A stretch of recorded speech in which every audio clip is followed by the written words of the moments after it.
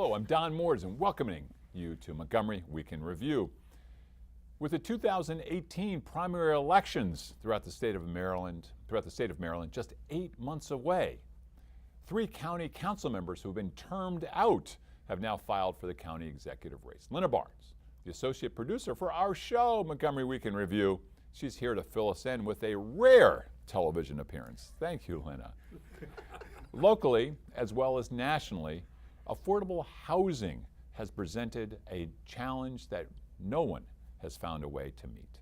Henry Hailstock will describe the situation that Americans face on a daily basis, especially here in Montgomery County.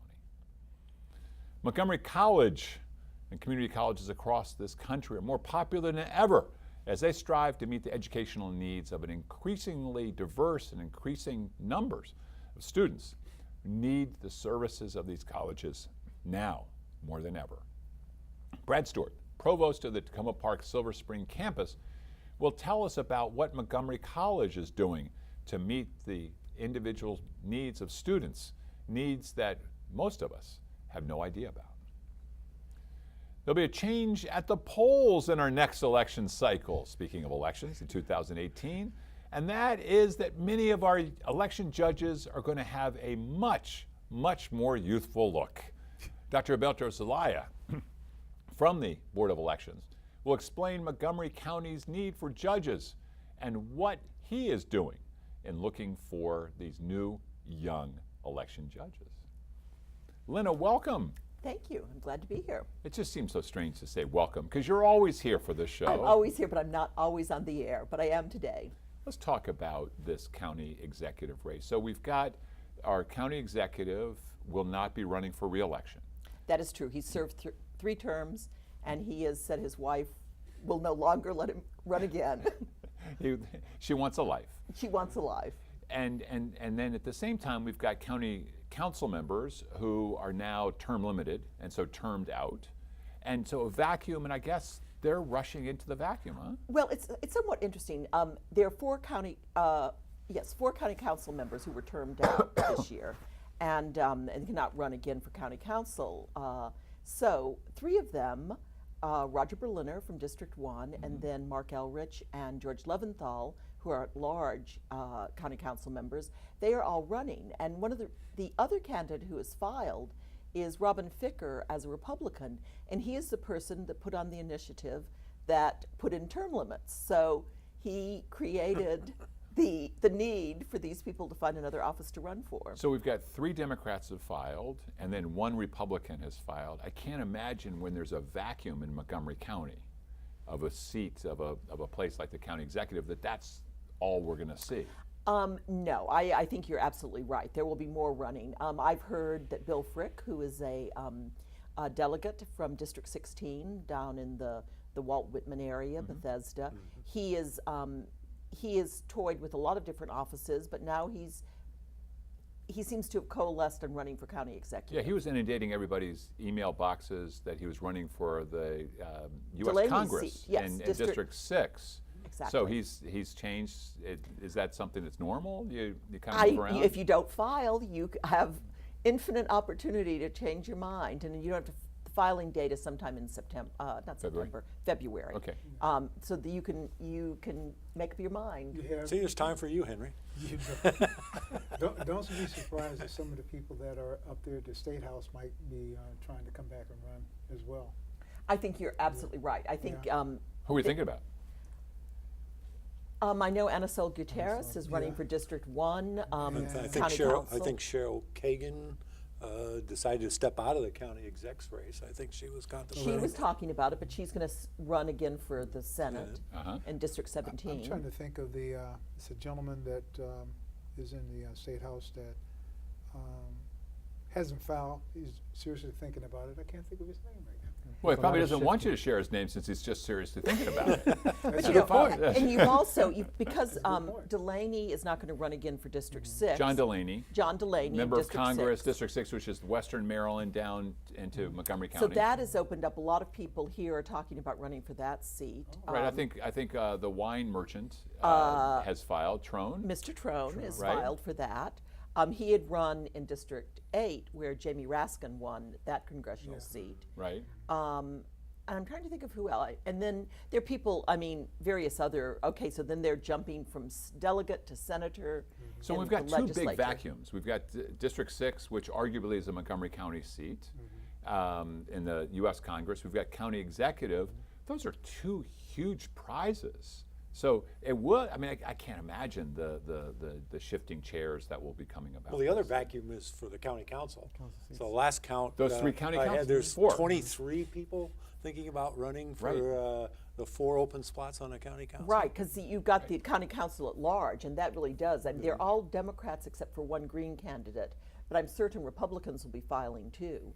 But right now, there are a lot of people, and only Hans Riemer is able, as an incumbent in this election. I think that's why it's important that individuals need to be registered to vote, because then several weeks before we're going to mail everyone their sample ballot. And so there's so much shifting over the next couple of months. It's very confusing. At the end of the day, you're going to get your ballot style, research it, study it, mark it up, take it to your poll. And what's the other educational thing you really need to be doing during that time? Well, there's a lot. I mean, Watching Montgomery Week in Review. Is that, pretty much, that's number one. that's that pretty goes much first. the thing. Because we're and going to be then talking about sample these elections a lot. Yes. These candidates a Well, lot. no, read the League of Women Voters, Voters Oh Guide. yeah, the voters guide. The voters guide as well. Yes. The biggest thing is for people to get out and vote, period. You know, Well, that's true. you know, you can read all you want, but come out and vote. I don't care if it's a storm. Come out and vote, because that's what happened the last time. And you see who we have to deal with now, because a lot of people didn't come out and vote. You have options in Montgomery County, in Maryland in general. You Yes. have early voting, you have absentee, you have Yes. election day. You don't have any. But the gubernatorial year is typically a down year, and so if we had a down It's, year, it's very much presidential- down. It's year down from the again. presidential year, but it's That's my point. But let's resolve right here to make it an up year. All of okay. the The five of us are Right. going to make a difference this Thank year. you, Linna. You're We look welcome. forward to hearing more, hopefully, from you, because we love having you as a guest. Well, thank you. You're so good in in everything you do. Henry, welcome back. It's nice to be here. I am not going to say the same thing to you. I refuse. So we're talking about affordable housing today. Yes, yes. And I think it's important, as we talked about earlier, that there's a big difference between cheap housing. So there's, in the state of Maryland, you could go 100 miles or 200 miles away, and you can find something in western Maryland, maybe in the Eastern Shore in some of these poorer areas. But we're talking about housing that's within distance of people being able to actually go to work Yes. in Montgomery County, and how we do that. Yes, and basically, you know, housing that people can really truly live by and not have a problem with. And access. Yes. Right. That's what we're looking at. Yes, it's national, and you know, let's just take it on a local level in Maryland. Right. It's let's just say, for one thing, I have a problem with, and some of the people in Annapolis has a problem with, basically landlords and homeowners can discriminate against a person based on their income, access to income, and where they're getting affordable housing vouchers. That's a problem. It's not a problem in Montgomery County, Frederick County, Howard County, and Annapolis, because they have laws against discriminating against a person's income or Okay. access to income. But look at the rest of the counties in Maryland. It's a serious problem. But also, Is there something that can be done about that? well, right now, and I'm glad you said that, State Senator Will Smith is bringing in legislation this coming session to against things like that, and to try to increase the affordable housing in the area. My understanding, it was introduced, and I can't think of the delegate who introduced it this past session, but it wasn't voted on. It'll probably be voted on this coming session. Now, let me give you one particular Okay. item. A quarter of the eligible low income or very low income households, a quarter now, Right. have access to affordable housing. Just a quarter. Mm. Now think about that. So what are the other folks doing? Yeah. Where are they living? They're either homeless Okay.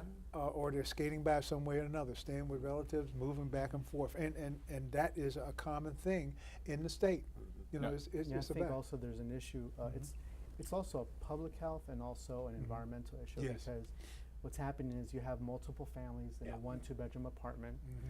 Then also you have individuals, for example, I'm the executive vice president of our local Montgomery County Government Union, and a lot of our employees they live in Frederick, they live in like the outskirts of Howard County, Hagerstown, and they're driving for an hour and a half to and fro. That's 3 hours. You multiply it for a year. That's a public health issue, but also an environmental one. Folks living in you're West Virginia that work at the college. Right, but talking about the overcrowding, I know families are living in basements. Yep. With that, I mean, there have been the fires where there's no access to escape in situations. And radon and everything else. It's a shame, and it's a long waiting list for affordable housing. But also, you got to look at the majority of the severe low income people are really single parents and people of color. Let me ask you this. I know that there's been a lot of work, Matt Lozak and the Renters Alliance, and they just scored some victories, and it's an uphill battle. I know. I've known Matt for many years, and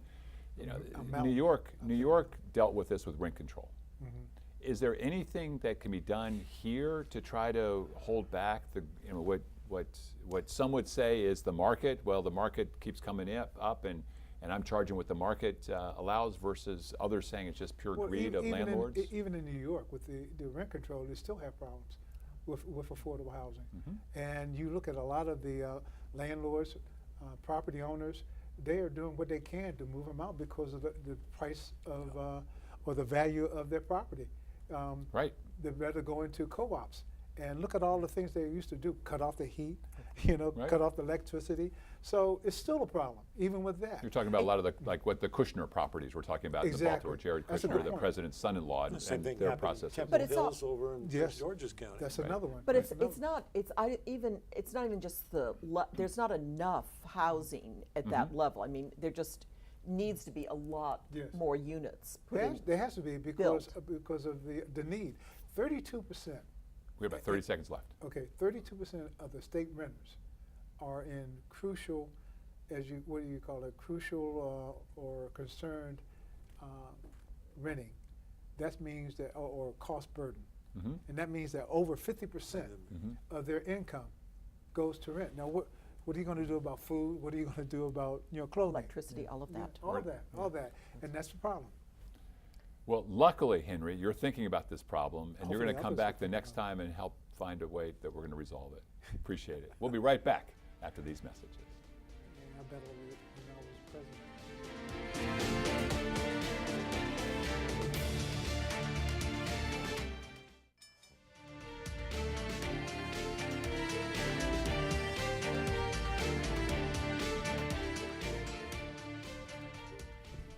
And we're back. Brad Stewart, Provost of Montgomery College, Tacoma Park, Silver Spring campus. Welcome.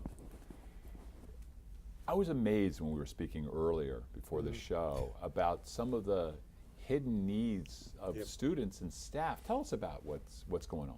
So your father's student body is not the student body we have at Montgomery College these days. Our students face a myriad of challenges.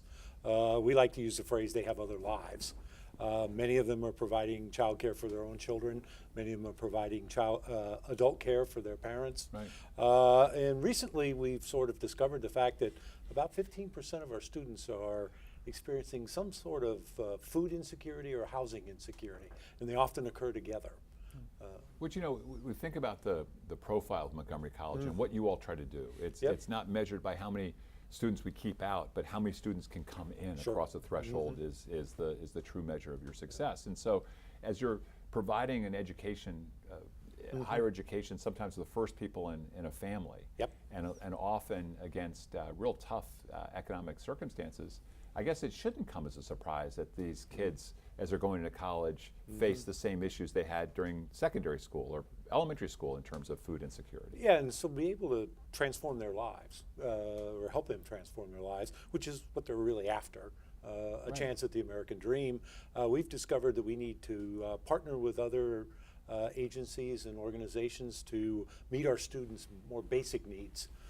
So they can focus on their studying. They So can they- focus on all those great things they're getting at Montgomery College. Yeah, it's hard to study philosophy and history when you're hungry, where you're not sure where you're going to stay that night. So is there a way that you guys could do some type of collaborative with MCPS, how they do the farm program, The free and reduced. the free and reduce, where students, because a large portion of the 10,000 seniors that graduate on a yearly basis will leverage one of the 3 campuses in Montgomery College. Yeah, they Is there- often show up at our campus in the cafeteria the first day and say, "I thought lunch was free." Yeah, exactly. So is there a way but- maybe but you it's not. identify, you pre-identify, you can help them out or find resources that could leverage the student? So we're Because- really excited about a partnership we've developed with the Capital City Food Bank this Okay. year. So they come to each of our campuses once a month and distribute somewhere between 5,000 and 6,000 pounds of food.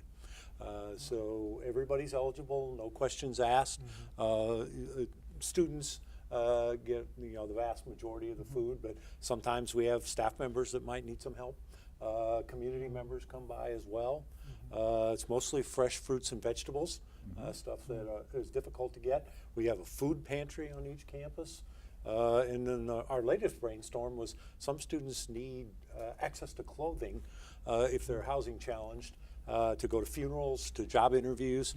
So we've created a clothing library where you can come in and check out a sport coat or a suit. We don't have anything quite this nice in our clothing library, but we're trying to find the wraparound services that our students need so they can concentrate on their education. And I just found out about it not too long ago, talking with Dr. Pollard, and President of Montgomery College. Montgomery College, and I was amazed, and I shouldn't have been, because they're coming from a system that helped. Right. And you look at the farm program, the free and reduced lunches in the county school system, it's just spilling over into to the colleges. And it's not, you said it's unusual, not unusual. It's not unusual for a college student, period. Yep. Period. If they went to the University of Maryland, the same thing. I think the community needs to know about these situations and do what they can to support it. I go on campus with the foundation and meet occasionally, and after finding that out, I asked the foundation members to give to the Fantastic. To the pantries. Yeah, we've got there's a stereotype about student hunger out there. People make jokes about living on ramen and making grilled cheese sandwiches on a clothes iron. As a part of a rite of passage. Yeah, rite of passage. Right. If you're a 21-year-old college student, you're supposed to be hungry. But that doesn't help our students. No, So that's where you But come in if you have to from buy both. your books, and it's either buy your books or buy food, food, you're probably going to buy your books and just really cut back on the food, and it's really unfortunate in terms of how it affects your ability to learn. So I'm going to 30 want to seconds. come back next time and talk about what we're doing to reduce the price of books. In fact, That'd you be can great. earn an entire degree at Montgomery College with what we call open educational resources. So all of the materials are online and they're free. Fantastic. And so we have a couple hundred classes on the books Great. with OERs on them. Thank you very much, great. Professor. I'd like to come back, and we have an associate producer right here, and I think she can sign you up. Facilitate that. Thank you, Brad. Thanks. Gilberto Yes. Zelaya. See, hello. How are you? Known as Dr. Z around the world. Gilberto Zelaya, PhD. How are you doing? Good, good. We're getting closer to the elections. We're 8 months away. It's kind of scary, but nonetheless, we're prepared. And the state By the way, legislature. I like to have yes. these bookends. We're bookends this with I know. elections, with these big issues in between Exactly. that hopefully our elected officials are going to be dealing with. So, Exactly, and I think it's also important on top of that, with the elected officials being cognizant of the needs in the community, but also, just like Henry said, we need individuals to register to vote. But also, this election season, the state legislature lowered the age of an individual who could serve as an election judge to 16. Good for you. So, which because is great. Every 2 years we have Yes. this same discussion on Yes. this show, and you're searching for election judges. A lot of times it's been Exactly. bilingual Exactly. election judges. Election judges. But now you got a chance to pay 16-year-olds Yes. some heavy money. Yes. So, which is interesting is, so we have a program called Future Vote, where we encompass and we incorporate students grades 6 through 12 in the election day processes as greeters, hand out die voted stickers, different ins and out, they're like the precinct Great gopher. people. Yeah, and they green, they're awesome. Gopher. Yeah, we call them the gopher because they have young legs and they're fast and they're from point A to point B. Now, nonetheless, as they go through the program, we want to graduate them into election judge status. But what we notice is a lot of those students graduating are 17 and or 16 and they're too young. Now that they lowered the age, we're seeing more a junior will serve as an election judge June 26th, and then will serve as an election judge in November as a senior. And it's great for them because they'll get to experience working firsthand, helping check in voters, and they're quick on the tablets, they're tech savvy, they're bilingual, they have a lot of energy, and school's closed. So it's a win for all. They could earn up to $210, And the money. or yes, Yeah. or 25 student service learning credits, because by Maryland mandates that they donate or accumulate up to 75 student service learning credits before they graduate. So having said that, we were at Blair actually today and Tuesday, and we're going to hit almost 90 recruited students 16 and That's up. fabulous. And we're going to visit all the high schools, and we're going to do it once now before the holidays, and then again after spring break before that rush, because we have to train them. Yeah. But I welcome all 16-year-olds. You must be registered to vote. Okay, you have to be 16. So if you're registering today, you have to be 16 today to register. How do you register to vote at 16? So you could do either online or. But, I mean, you can't register. You can't vote. But you can vote. But you can But you register. have to be registered. But you cannot and vote. looking ahead that you're on deck Exactly. waiting for when you turn 18. And a lot of students will register via the Motor Voter Act, so when they get their driver's license. But also, They all register. yeah, but I also noticed that there's a socioeconomic aspect too, because certain schools the students will have their driver's license. Other schools they won't. And so if you don't have a driver's license, a Maryland ID, or a learner's permit, we need the last 4 digits of your social security number. And pretty much 99.9% of all students don't know their social security number. So what happens is you register them, but then it says, please call. And it's like, so guys, there's a PSA for high school students. You need to learn your social security number. I'll be honest with you. How often, Yeah, and how yeah, often what they all does do. a student use their social security card? But I knew my social security number when I was 7. Absolutely. Well, I know mine, Absolutely. my husband's, and both my daughters. Right. Yeah, I know all of my kids. Don't defend these kids. Yeah. No, Hailstock? really, think about it. I didn't start using my social security number until I started really making money. Yeah. And that was toward the end of college, and when I got drafted. They So what's your usually social know when they're applying to college and the FAFSA and Yes. financial aid. Usually the parents leverage that. But to register to vote, you need to have one of the 3 state So they're going to documents or register. social. They need to register to vote, and they need to sign up. They And need to sign up They, to when serve they as see you election coming judge. and say, "Hey, this Yes. is great." So we're going to have 2 groups of people. The older folks, retired folks are there, and then we're going to have all these kids. Yes. Hey, That's going to be a great. What a wonderful mix. Yeah, I think it's great. And I think. What are you I trying to think this is say? a bad idea. No, it's fantastic. You're trying to say the old folks going to have to Old and hand it off to the young. young people to I was run going there to say, to run it. I mean, I actually said to Gilberto that I wouldn't work the polls. I mean, it's way It's too a long tough. day. I did it one year. Yeah, it's a long day. I'm not going to lie. And we do have part-time and full-time positions. There's different responsibilities, and there's a lot of breaks. It's a nice, close-knit family. Oh yeah. And oh yeah. That's the only thing I through like. the League of Women Voters, I Yeah. visit Yeah, you do. a lot. I do Right. Yeah. like 6 or 7 polls Yes. every Yeah. visit them. So I figured that's my. And I do My- like my I used to do contribution. on election day as well. You have to. Can we train some of those chief election judges how to be nice to those candidates that are all and their people? There's some of them Yeah. are real jerks, and others of them handle it for. Yeah. We got 10 seconds left. So 10 last seconds. appeal. So you have to be at least 16. You have to be registered to vote. You have to have U.S. citizenship, okay? And you have to live in Maryland. And so we're going to visit all the high schools twice before the end of the year. And I would like for everyone to participate. It's a wonderful opportunity. And we can help spread the word right here. Please. And all of you spread the word as well. You all, thank you for joining me today. And I want to thank all of you in the viewing audience for joining all of us for this week's edition of Montgomery Weekend Review. I'm Don Moores, inviting you to join us again next week at this very same time.